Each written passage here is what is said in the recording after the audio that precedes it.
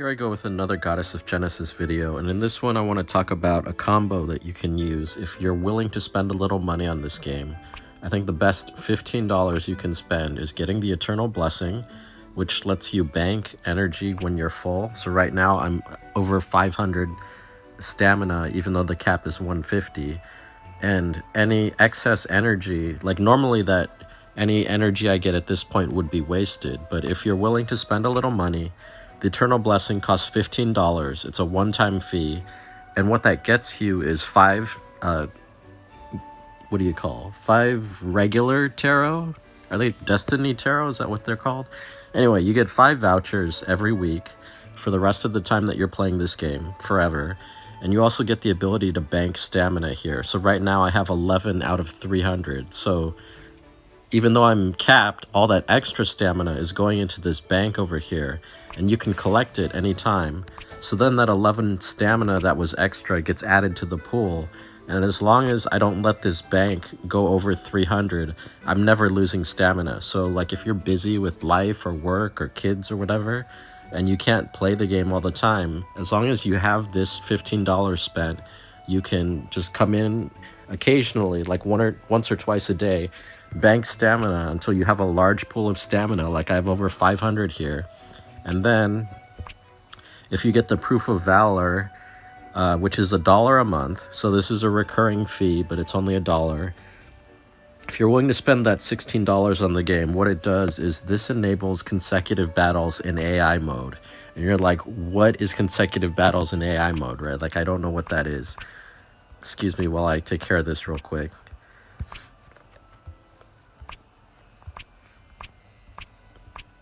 So what that does is it automates a lot of the grind in the game, and it takes that tedium away from you. I mean, in a way, it's taking you away from playing the game, but in a way, it makes your life easier. So, for example, right now I want to work on the perks, and I just got Merlin, so I want to level up my mage tree. Actually, I can't because Grand Archive 2 isn't available today. So I'm going to work on Guardian instead. Sorry.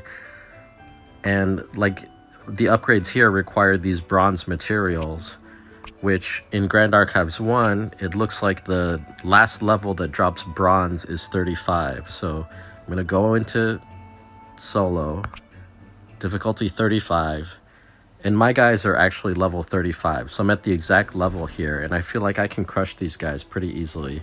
So I'm going to turn on AI mode.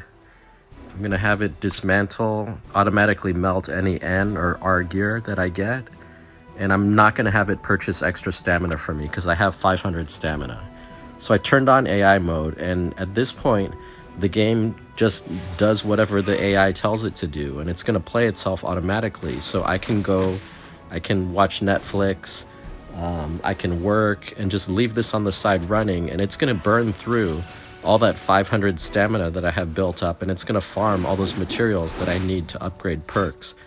And as long as you're comfortable with your team and you're not worried about wiping, you know, this is going to be a really efficient use of your time and stamina.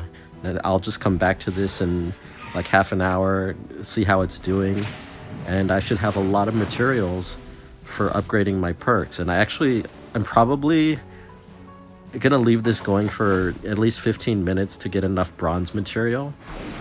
And then I might switch up to level 40 and start taking on the level 40 challenges, because my team is level 35 and I think I can beat content that's 5 levels over me if my team is good enough. I was able to do it 4 levels higher previously. I was 31 when I beat level 35, so I want to see if I can beat level 40 at 35. But I do need to farm those bronze materials, so I'm going to do that for a little bit. And then, as you see here, after the fight ends, it's just automatically going to start into the next one. I don't have to do anything. I'm not touching any buttons. So at this point, the game is really automated, and it takes a lot of the grind out of it for you, assuming that, you know, your characters are strong enough to farm this level. If they're not, just go down a level and farm the one below it. And this is what auto AI mode is, and why you want to bank your stamina, and an efficient way to do this without having to spend a lot of your time pushing buttons in the game. It takes a lot of the tedium out so that when you're actually playing the game, you can focus on upgrades and, you know, taking on more difficult content like ones that are 5 levels above you. And that's my tip. Hopefully you enjoy this or you learn something, and if you're not afraid to spend a little money on this game, it could be a really good use of your time and money. Oh, I'm back. I want to add one other thing. Before you actually start engaging this AI mode, one thing you should know is if you come down here to the bottom right, where there's the portraits of your characters, you can tap on them and you can decide the priority of the skills that you want them to cast. So for example, like if one has an AI skill, or I'm sorry, an AoE skill or a single target skill, you can choose which ones you want it to cast. So if you want to focus on AoE, or if you want to focus on single target, and as long as that spell is not on cooldown, it will always cast the ones that's priority 1, and if it's on cooldown, it'll go to the next one, priority 2, and then priority 3. So that's how you decide what your characters are going to do, and it's not completely random. You know, there is an element of control that you have over the characters.